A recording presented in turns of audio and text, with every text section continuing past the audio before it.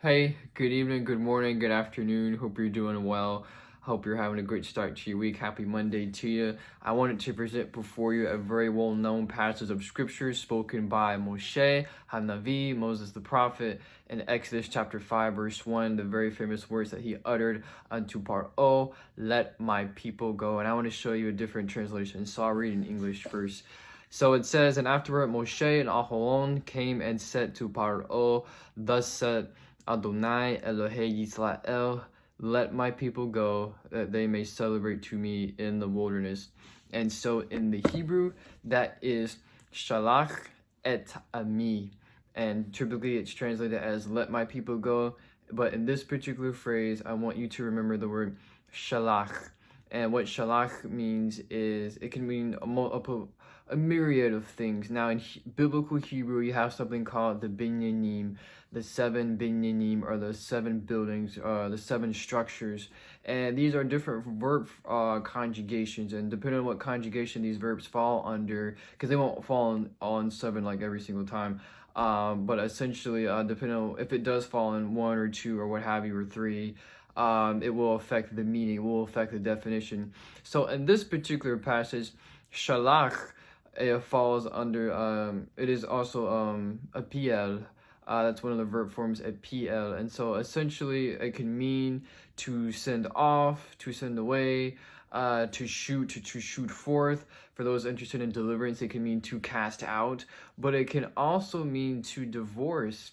And I think that's interesting. When you read the subsequent chapters of this narrative, chapters 8 and 9 specifically, there's different reasonings as to what the Lord says to tell to Paro as to why he is to let his son, as to why he's to let Israel go. One of those was in this particular passage, it was that they may celebrate to him in the wilderness a feast. In chapter 8 and 9, it talks about that they may worship him or that they may serve him. And I really want to hone in on the definition of how it could mean to divorce.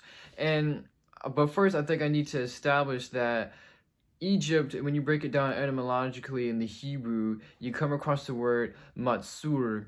And what matsur can imply is like a limit. It's almost like it implies a bondage, enclosure, if you will. Think about tight spaces. And so I think that the Exodus is a beautiful picture of deliverance. But I think that translating this shalach et ami as send my people or send off my people, I think it implies a mission, and I think it shows that the Lord has a reasoning for our deliverance, a reasoning for our freedom. We don't get set free to just do whatever that we want to do. I believe the more free we are, the more available that we are to God. But before we get there, we have to, he has to shalach some things in our life.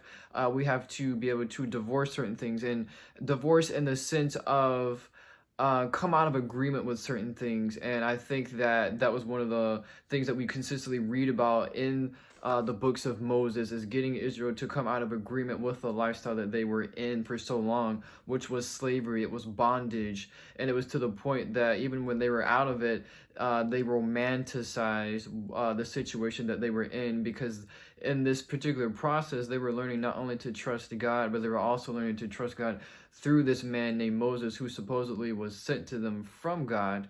And so I think this is a beautiful passage, a beautiful narrative, just about part of the reason why God sets us free. It's for a purpose. When the Lord does something, it's not because he's bored or he doesn't have anything better to do, but there is a purpose, a reasoning behind our deliverance.